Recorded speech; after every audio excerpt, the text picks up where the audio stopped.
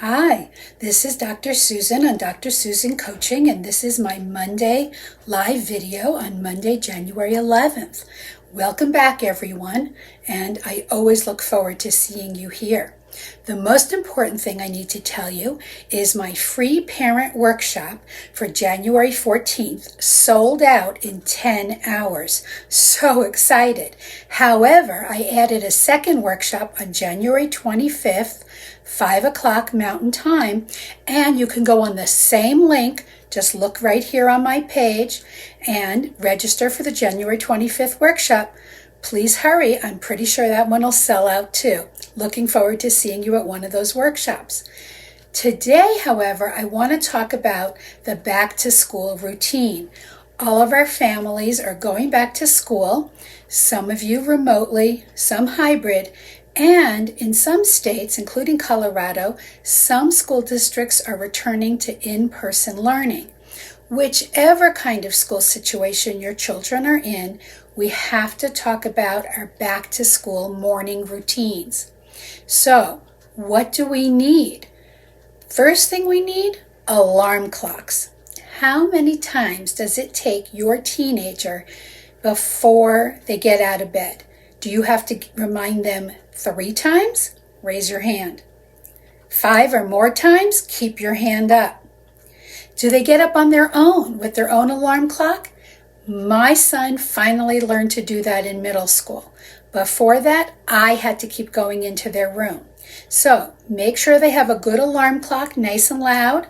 Maybe they need the kind where lights flash, or they have to put it on the other side of the room, so they have to get out of bed to turn off that annoying sound.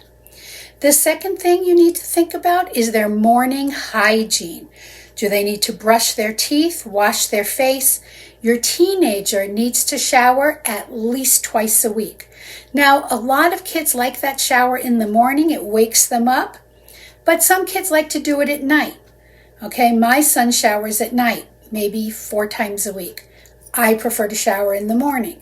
So don't be rigid about this as long as there's a shower 2 to 4 times a week. Every day is not necessary. It's a habit we get into, but it's not actually necessary for cleanliness. Let's not be too rigid. But let's make sure that they do eat some breakfast in the morning.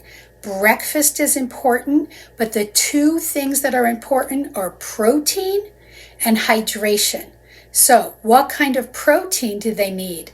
So, let's make sure they eat a slice of cheese. String cheese is great. Protein fortified cereal, not one of those sugary cereals. Even just a protein bar would be a great idea. A glass of milk is a great idea. Okay? And some other kind of hydration. Water is fine as long as they've already eaten some protein. So, an egg.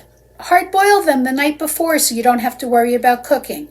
But some kind of protein and something to drink is really important to get our kids ready for school in the morning. Now, 2 more things I want to talk about. The first one is, do they have all their school materials ready? Now, of course, before remote learning, or if your kid is returning to school, you've got to get that backpack prepped or have all the materials ready in the study space they're going to be using. And what that means is do it the night before. First thing in the morning, our kids are not ready to scramble around, and you don't want that pressure, especially if you have to go to work as well. The other thing you have to do the night before, pick out the clothes. Again, don't do it in the morning. It's much too rushed. One easy tip I want to leave you with, especially with the clothing or with options such as what they're going to eat in the morning, only give them 2 choices. What happens is if you give them more than 2 choices or just say, what do you want? We end up with something called decision-making paralysis. They simply can't think through all the possible choices. So limit the choices of clothing to 2, limit the choices of breakfast to 2, even though they could be different every day, and hopefully you'll have a much easier morning routine. So happy to see you here on Dr. Susan Coaching, and I'll see you again next Monday on my Facebook Live. Bye, everybody.